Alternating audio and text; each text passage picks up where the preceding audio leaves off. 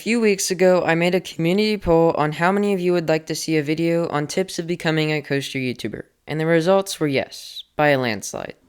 So I invited fellow coaster YouTubers, Coasterverse, and Zero-G Coasters to make a 4-video series to help give tips to smaller coaster YouTubers and people who may be wanting to start a channel. The links to both of their channels will be in the description below, and I highly suggest checking them out. They are great coaster YouTubers, and if you watch my channel, you're gonna love their content, so go check them out. Okay, back to the video.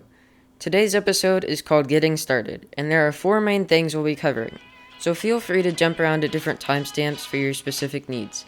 But if you're just starting, I suggest watching the whole series all the way through. Something that you might want to add to your videos is background footage. Almost every coaster YouTuber uses background footage for their videos. It gives the viewers something to look at while you go enthusiast crazy and talk about whatever you're going to talk about. There are 2 types of footage that I will be covering that you can use in your videos. Footage that you use from somebody else, and footage that you recorded on your own. You can use footage from other YouTubers if and only if they said it is non-copyright. This is a very important condition in order to use someone's footage. If you're unsure and the video doesn't directly state that it's non-copyright, always be sure to comment and make sure that it is before you use it. There are some great channels that make non-copyright footage in the coaster community, such as Airtime Thrills Raw Footage, ElToroRyan, Kenobi Coaster, and even Zero-G Coasters has a non-copyright footage that's called Zero-G Footage. The list just goes on. I will have these channels linked in the description if you're interested. If you happen to use non-copyright footage, you're gonna have to give credit to whoever made it.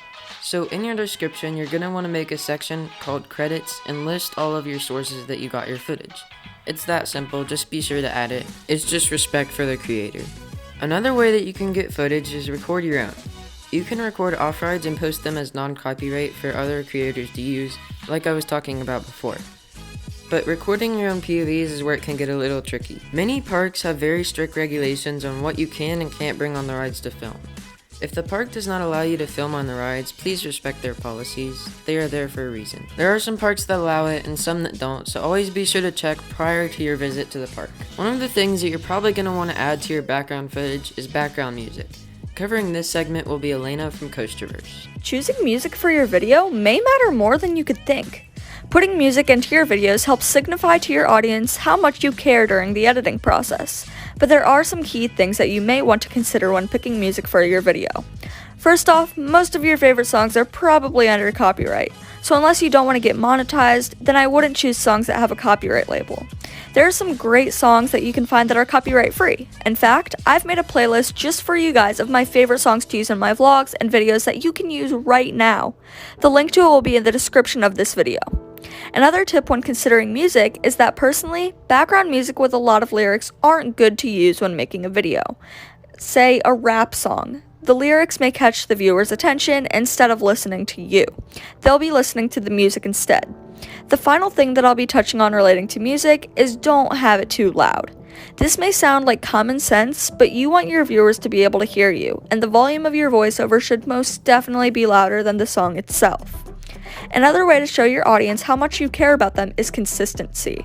So, take it away, Zero-G Coasters. One of the key parts to becoming successful on YouTube is staying consistent. If you set yourself a goal, let's say 1 video a week, then you will be more productive and eventually will grow. However, do not wear yourself out. Having more than 1 long-form video a day is focusing on quantity and not the quality of your videos. So hold yourself to not doing too much too quickly.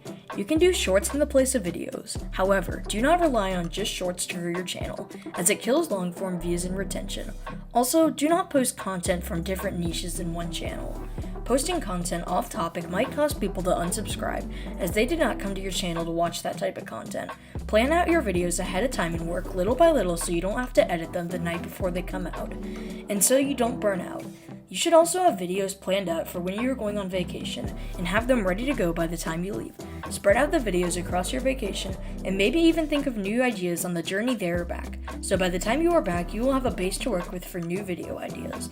To edit these videos, you might have to use a mobile device. So to talk about that, I'll hand the mic over to Coasterverse. Don't be afraid to start out with a mobile device.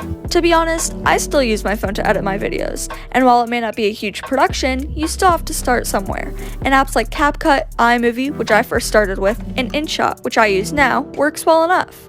So, for the sake of this segment, I'll be talking about InShot and my favorite things to do with it. First off, you can edit photos or videos with the app, and I even use the app for personal use all the time. When making a video, you can add many different things to the clips to make them unique. You can do a voiceover like I'm doing right now. You can add text to display a point that you want to get across.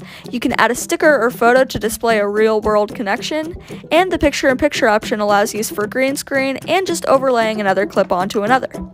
Keyframe even allows you to make custom animations with text, stickers, and even the clips themselves. And there are just so many other features that you can have on the app without even paying for the premium version. As long as you get the hang of it, editing on your phone is pretty easy, and it's best for when you're on the go. Editing does a great job for captivating your viewers, but something that does even more for your videos and will really get those clicks are thumbnails. So, I'll be covering the mobile side of editing and making thumbnails. For this sake, I'm going to be talking about InShot once again. When having a mobile device, you can easily add photos to your camera roll, which I usually do. And most editing apps on your phone will have the text feature for photos and videos, so that's basically all you need. What I usually used to do was pick a color background, add some photos and text, and it would be ready to export. Those were just the cliff notes of what I used to do when editing my thumbnails on mobile, but I don't use InShot anymore. I use Canva. Canva is something that you can download to mobile, and I like it a lot more than InShot, to be completely honest. But to talk about that, I'll be passing the mic to Zero G Coasters. One of the main ways that decides if a viewer clicks on your video is if the thumbnail is eye-catching enough. It may sound hard to create thumbnails, but a few programs make it easier than you would expect. For thumbnails, you should just limit the text to a few words. For example, we're in Canva right now and I'm going to show you how to make a decent thumbnail. For example, I'm doing a speedrunning SeaWorld Orlando video as an example. And you should have just a few keywords in the thumbnail. You don't want to add paragraphs and paragraphs of text. White text on a black kind of shadow background always works great with these. Next up, you're going to want to include a roller coaster picture in the foreground. And you should use Remove BG to remove the background on it so you have a clear background like this. And you end up with this. Okay, now that we have it, we're going to put it into the Canva thumbnail. I know it looks a little blank right now, but we will add more shortly. Then find a good picture of the amusement park that you're doing. For example, I'm doing SeaWorld Orlando, so I'm going to look up a good picture of SeaWorld Orlando. Most likely from the skies, because aerial pictures look pretty good for the thumbnail. Okay, now we're into another tool that I like to use for thumbnails, and it's called BeFunky. The link to this will be in the description as well as Remove BG.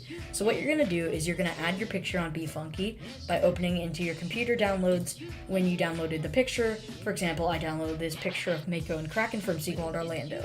Now I'm going to blur the picture. I know this seems confusing right now, but I like to go with around a 15% blur. Now you're going to download the image and put it right back into your Canva. Okay, now you have your image of the park, and you are going to put it back and put it behind the picture of the roller coaster you're wanting. And now it looks pretty good because you now have an image and the background. Now you're going to want to make the text bigger, play around with the fonts and stuff, and make it look more presentable. And you should end up with a similar final result to this. Of course, it's going to take a few attempts of failure to get a good thumbnail, but just try and try again until you get better at it. And make sure to download Canva because this is a great website to create thumbnails. Alright everyone, that is it for this episode. I hope you guys learned something and I hope your channels grow from it. A huge thanks to Coasterverse and Zero G Coasters for helping me out with this video. The links to their channels will be down in the description below. Please go subscribe to their channel. It was a huge help having them on the series. And if you have any further questions or something that we didn't cover in the video, please leave a comment. I'll answer as soon as I can. This is the first episode of the 4-episode series. The next episode will be out next Saturday, so I hope you guys can watch that, and I'll see you in the next episode.